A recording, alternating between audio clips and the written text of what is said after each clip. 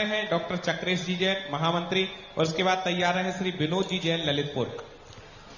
सूरज जैसा तेज आपका, मृग जैसी है नैना, सिंह जैसी है चर्या आपकी, जन जन का है कहना, जन जन का है कहना। मेरे आराध्य, मेरे गुरुवर, मेरे भगवान तीर्थोद्धारक जगत पूज के चरणों में ईशान इन परिवार का कोटसा नमोस्तु नमोस्तु नमोस्तु। मुनि श्री निरापत सागर जी महाराज के चरणों में नमोस्तु नमोस्तु। वर्णी जी के चरणों में एवं समस्त एलक्सरी के चरणों में इच्छामी इच्छामी इच्छामी। गुरु जी, कल तीर्थोदय तीक्षित गोलाकोट जी पर होने वाले अनुष्ठान का मंगलाचरण हुआ, ध्वजारोहण हुआ, जिसमें देश के भामाशाह आदरणीय आर.के. जी मारवल परिवार की तरफ से श्राविका श्रेष्ठ सुशीला भाभी ने ध्वजारोहण का अपने करकमलों से शुभारंभ कराया। और गुरुवर, जो ध्वजा और जो वायु का प्रवाह ध्वजारोहण के समय पश्चिम की तरफ था, आपने एक नजर ध्वजा को देखा और कायोत्सर्ग किया, और वो ध्वजा फहराते ही पूर्व दिशा की ओर लहराने लगी। गुरुवर, आज भी जब सुबह मांगलिक क्रियाएं हुई और अभिषेक के लिए जब इंद्रों का तांता लगा, तो हमारे आदरणीय प्रतिष्ठाचार्य भैया जी का भी कहना था कि मुझे क्या पता था कि इतने सारे लोग इंद्र के लिए आएंगे, इंद्र अभिषेक के लिए आएंगे। कल से मुझे 3-3 पांडुक्षरा लगानी पड़ेगी।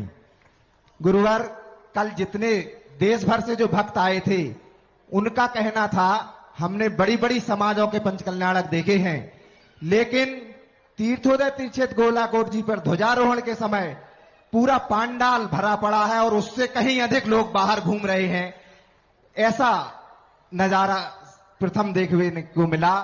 गुरुवर, मेरी जिज्ञासा है कि ध्वजारोहण का आगम में क्या महत्व है, और जो तीर्थोदय तीक्षित गोलाकोट जी की ध्वजा पूर्व दिशा की ओर फहरी है, उसका हम सबको इस अनुष्ठान में क्या लाभ मिलेगा। नमोस्तु गुरुवर, नमोस्तु गुरुवर, नमोस्तु। ध्वजा के संबंध में कल ही बता दिया था दोपहर के प्रवचन में कि ध्वजा किस रूप में परिणत होती है।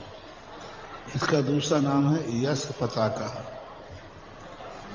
जैसे जैसे ध्वजा लहराती है तो ध्वजारोहण करने वालों का यश और उस कार्यक्रम का यश होता है, और उसका वो संकेत होता है। जब ध्वजा का दिशाओं के अनुसार इनका फल होता है, किस दिशा में ध्वजा का फहराई है उसके अनुसार उनका फल मैंने देखा है। हर दिशा का फल लिखा हुआ है।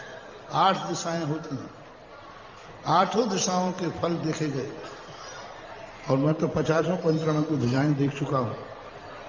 और आगम में जिस दिशा की ध्वजा का जो फल दिखा है, वो फल नियम से उस पंचकल्याणक में या उसके बाद देखा गया।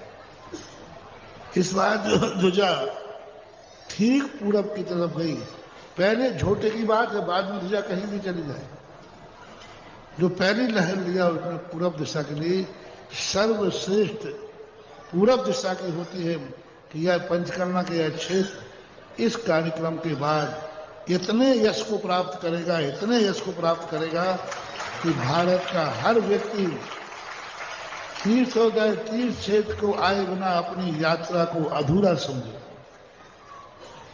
और एक दिन यहाँ गाड़ियां नहीं, ऐसा रूप बनेगा कि हवाई जहाज भी यहाँ उतरेंगे। ये यश इसका ऐसा फैलने वाला है। तो पूर्व दिशा जो है यश कीर्ति का प्रतीक होता है, अतिशय की वृद्धि का प्रतीक होता है। ये मूर्ति, ये जिनालय अपना एक अलग स्थान रखेगा। जैसे सबसे ऊंचा झंडा होता है, सबसे ऊंचा झंडा, इसी प्रकार यह पंचकर्णक के बाद यह तीर्थ शिरोमणि के रूप में जाना जाए।